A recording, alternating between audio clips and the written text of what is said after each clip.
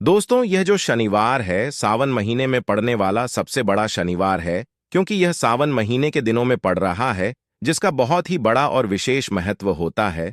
और ऐसा दिन पूरे साल में सिर्फ एक ही बार आता है। और दोस्तों, आप सभी लोग जानते हो कि शनिवार का अगर सबसे बड़ा कोई उपाय है तो वह एक छुटकी हल्दी वाला उपाय है। तो दोस्तों, सावन महीने के तीसरे शनिवार के दिन आप लोग को इस एक छुटकी हल्दी वाले उपाय को जरूर करना है। बहुत सारे लोग होंगे जिन लोग ने इस उपाय को ना किया हो, मतलब पूरा साल निकल गया उन्होंने किसी भी दिन इस हल्दी वाले उपाय को ना किया हो। पर दोस्तों, आपके पास एक आखिरी मौका बचा हुआ है, जो कि 10 अगस्त के दिन। तो इस दिन आप लोगों को इस वाले उपाय को जरूर कर लेना है। भले ही आपने पूरे महीने भर इस उपाय को ना किया हो, पर आपने इस सावन महीने के शनिवार के दिन अगर इस वाले उपाय को कर लिया तो आपको इस उपाय को करने का वह मिलेगा जिसकी आपने कभी कल्पना भी नहीं करी होगी। इसीलिए आप लोग इस वाले उपाय को एक बार जरूर कर लेना, ताकि आप लोगों के हाथ से यह मौका ना जा सके और आपको इस उपाय को करने का फल मिल सके।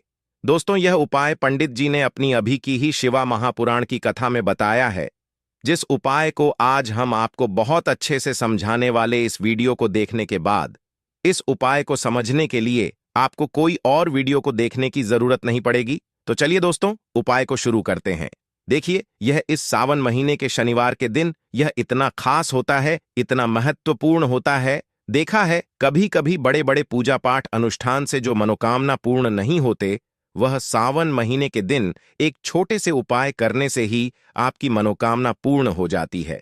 और बहुत सारे लोग इस उपाय को किया भी है और उनको इस उपाय को करने का फल भी जरूर मिला है। अगर आप लोग भी इस उपाय को करना चाहते हैं तो आप इस उपाय को पहले अच्छे से समझ लेना, सुन लेना, उसके बा करना। आपको इस उपाय का फल जरूर मिलेगा।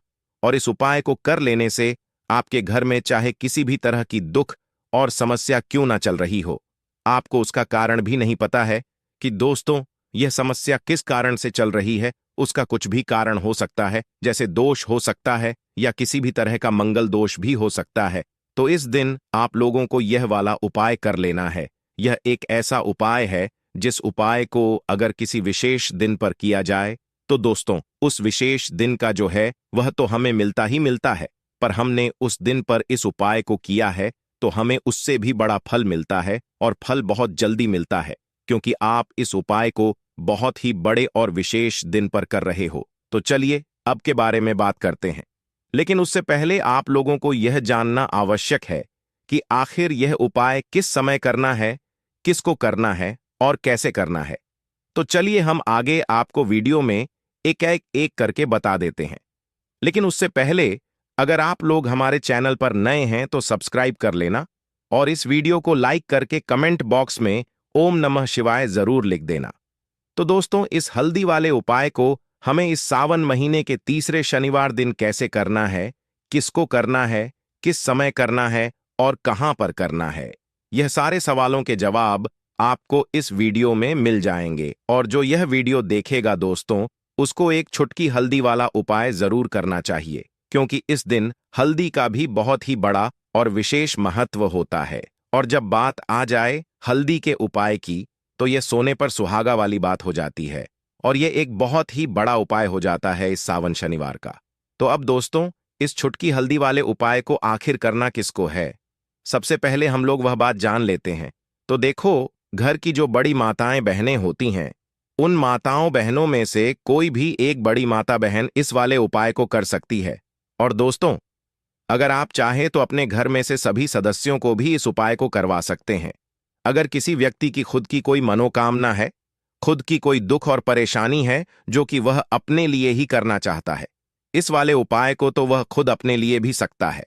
बाकी अगर कोई घर में से ऐसा है जो कि अपने पूरे घर परिवार की सुख और शांति के लिए यह वाला उपाय करना चाहता है, तो दोस्तों वह भी कर सकता है। उसमें भी कोई दिक्कत वाली बात नहीं है।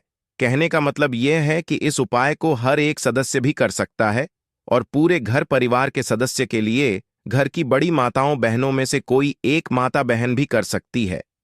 माताएं बहनें अगर घर में उपस्थित ना हो या वह यह वाला उपाय ना कर पा रही हो, तो फिर घर का कोई बड़ा सदस्य भी इस हल्दी वाले उपाय को कर सकता है, चाहे फिर वह पुरुष ही क्यों ना हो। उसमें कोई भी दिक्कत वाली बात नहीं है। अब दोस्तों, इस हल्दी वाले उपाय को हमें करना कहाँ पर है? हमें इसे घर के मंदिर और तुलसी के कियारे में जाकर करना है। बहुत सारे लोग प्रश्न करते हैं, हर एक उपाय को करते समय, क्या हम इस उपाय को अगर घर पर तुलसी का पौधा ना हो तो मंदिर में कर सकते हैं? तो इस वाले उपाय को अगर घर पर करोगे तो ज्यादा अच्छा होगा। अगर मंदिर में तुलसी का पौधा है और वहां करोगे तो भी कर सकते हो इस वाले उपाय। उसके बाद में दोस्तों, जो अगला प्रश्न निकल कर आता है वह यह आता है इस उपाय को लेकर कि आखिर इस उपाय को हमें किस समय करना है, सुबह के समय करना है कि शाम के समय करना है? तो देखो, इस वाले उपाय को आप लोग सुबह के समय भी कर सकते हो और शाम के समय प्रदोष काल में भी कर सकते हो। अब अगर आप पूछो कि दोस्तों सबसे उत्तम समय कौन सा रहेगा इस एक छुटकी हल्दी वाले उपाय को करने का, तो हम आपसे बस यही कहेंगे कि इस उपाय को आप शाम के समय करेंगे तो ज्यादा होगा। बाकी अगर सुबह के समय भी करेंगे तो भी अच्छा होगा, उसमें कोई भी दिक्कत वाली बात नहीं है। तो अब दोस्तों, जो अगली सबसे बड़ी और महत्वपूर्ण बात आती है वह यह आती है कि सुबह अगर हम उपाय को करेंगे तो हमें कितने बजे से लेकर कितने बजे तक के बीच में करना है, और शाम के समय प्रदोष काल में करेंगे तो हमें कितने बजे से लेकर कितने बजे के बीच में करना है। तो देखो, सुबह जितनी जल्दी हो सके आप उपाय को करने की कोशिश करना। बाकी अगर किसी कारणवश लेट भी हो जाओ, थोड़ी देर भी हो जाए, तो 10 या फिर 11 बजे तक भी आप उपाय कर लेना, पर ध्यान रहे 12 बजे से ज्यादा देरी ना हो। ठीक है, इस बात का ध्यान रखना। उसके बाद में दोस्तों, अगर शाम के समय प्रदोष काल की बात करें, प्रदोष काल का जो समय है होता है वह शाम के 600 बजे से शुरू हो जाता है। मतलब शाम के 6 बजे से लेकर 8 बजे के बीच का जो समय होता है ये समय प्रदोष काल का समय होता है। पर अभी जो मौसम चल रहा है, इस मौसम में जो है शाम बहुत देर होती है, तो आप इस उपाय को 7 बजे या 10 बजे के बीच में भी कर सकते हो। मतलब शाम के 6 बजे से रात 10 बजे के बीच में आप कभी भी इस वाले उपाय को कर सकते हो, उसमें कोई भी दिक्कत वाली बात नहीं है। परंतु शनिवार के दिन कोशिश करना कि समय के अंतर्गत ही कर लो। किसी कारणवश ना कर पाओ तो थोड़ा देरी से भी कर सकते हो, आपको उपाय का फल जरूर मिलेगा। अगर हमारे जीवन में दुर्भाग्य लगातार बना हुआ है, हमारी किस्मत रूठी हुई चल रही है, हमारे जीवन में लगातार कोई ना कोई विपत्ति आ रही है, कोई ना कोई ऐसे ग्रह नक्षत्र हमारे जीवन में लगातार बने हुए हैं जिनकी वजह से हम कोई भी अपना कार्य नहीं कर पा रहे हैं, ना ही हम अपना व्यापार शुरू कर पा रहे हैं, ना ही हमें अच्छी नौकरी मिल पा रही है, हमारे जीवन में काम धंधे की हासिल हो पा रही है, हमारे किसी भी कार्य में हमें सफलता नहीं मिल पा रही है, तो पूज्य गुरु जी ने कहा कि जीवन में भी अगर इनमें से किसी भी तरह की समस्या चल रही हो तो आपको सावन महीने में पड़ने वाले तीसरे शनिवार के दिन यह विशेष उपाय जरूर कर लेना चाहिए। तो दोस्तों, अब जानते हैं इस विशेष उपाय के बारे में, लेकिन उससे पहले एक प्रार्थना है। अगर आपदा वास्तुशास्त्र चैनल पर नए हैं तो कृपया चैनल को सब्सक्राइब अवश्य कर लें। देखिए, ये वीडियो बहुत ही ध्यान से सुनिए, क्योंकि इस वीडियो में जो उपाय आपको बताए जाएंगे वह सावन महीने के तीसरे शनिवार की तिथि में ही करने हैं। सावन महीने के तीसरे शनिवार के दिन अगर हम लोग यह उपाय कर लेते हैं, तब तो पूज्य गुरु जी ने अपने शिव महापुराण की कथा में कहा है कि आपके जीवन से इन सारी समस्याओं का अंत हो जाएगा और आपको धन संबंधी किसी भी प्रकार की कोई परेशानी का सामना नहीं करना पड़ेगा। देखिए दोस्तों, सबसे पहले आप इस सावन के तीसरे शनिवार को एक कार्य करेंगे। आप सुबह जब भी उठेंगे तो अपने स्नान वाले जल में थोड़ी सी हल्दी जरूर मिला लेंगे। आप सभी जानते हैं कि सावन का महीना चल रहा है और यह महीना समर्पित होता है भगवान महादेव को, माता लक्ष्मी को और माता तुलसी जी को।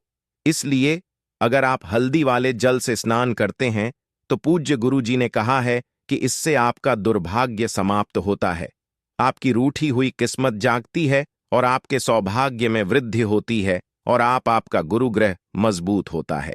अब जानते हैं गुरु जी द्वारा बताए गए पहले खास उपाय के बारे में। इस उपाय के आपको 2 हरी इलायची ले लेनी है, फिर इसी के साथ साथ आपको ले लेना है एक दीपक।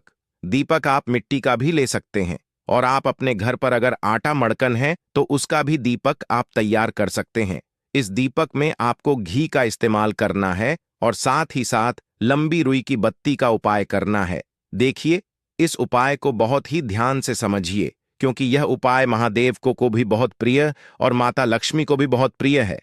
देखिए, अब सबसे पहले आप एक काम करेंगे। आप यह दीपक लेकर अपने घर के मंदिर के सामने पहुंच जाएंगे।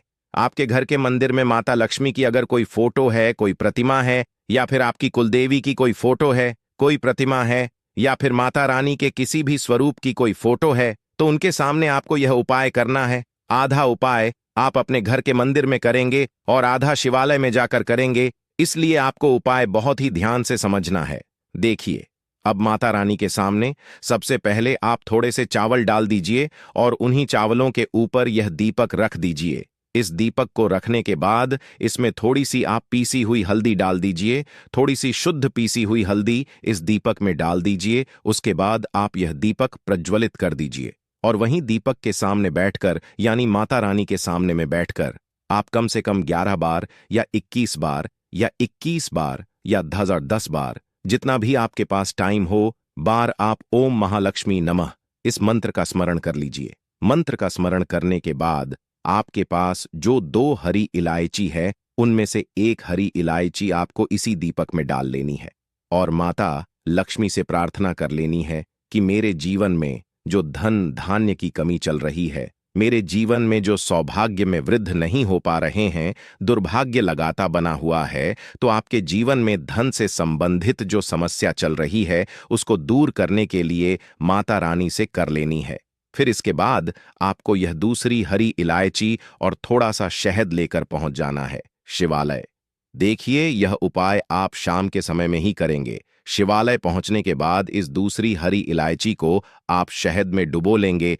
चारों तरफ से इस हरी इलायची में शहद लगा लेंगे और फिर यह हरी इलायची आपको शिवलिंग के ऊपर समर्पित कर देना है। शिवलिंग के सामने बैठकर आपको महादेव से प्रार्थना कर लेनी है कि आपके जीवन धन से संबंधित कोई समस्या चल रही है या आपकी कोई विशेष मनोकामना है जो परिपूर्ण नहीं हो पा रही है, तो महादेव से उस मनोकामना को परिपूर्ण करने के लिए प्रार्थना कर लेनी है और श्री या फिर का कम से कम 1010 बार जाप करने के बाद फिर वापस अपने घर आ जाना है। पूज्य गुरुजी ने कहा कि अगर आप इस सावन के तीसरे शनिवार के दिन इस अचूक उपाय को कर लेते हैं, तो आप जीवन से भी धन की समस्या हमेशा के लिए समाप्त हो जाएगी और आपको भी माता लक्ष्मी की कृपा हासिल होगी। अब इसके बाद बात करते हैं गुरुजी द्वारा बताए गए दूसरे खास उपाय के बारे में। देखिए, इस उपाय के लिए आपको एक लोटा जल ले लेना है। फिर इसी के साथ आपको ले लेना है थोड़ा सा गुड़। आप 1 टुकड़ा या 2 टुकड़े गुड़ के ले लीजिएगा और इस गुड़ को इस एक लोटे जल में डाल लीजिए। फिर इसी के साथ को थोड़ी सी पीसी हुई शुद्ध हल्दी ले लेनी है। 1 या 2 छुटकी शुद्ध पीसी हुई हल्दी ले लीजिएगा और इसको भी इसी एक लोटे जल में डाल लीजिएगा। अब आपका यह एक लोटे जल का मिश्रण तैयार हो गया।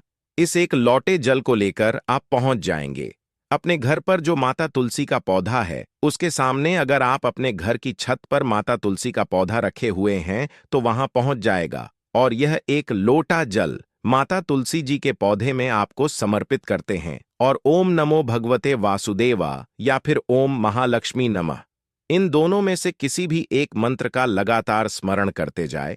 धीरे धीरे जल समर्पित करते जाइए और इन दोनों में से किसी भी एक मंत्र का कम से कम 11 बार या फिर अधिक से अधिक 1010 बार जाप कर लीजिए।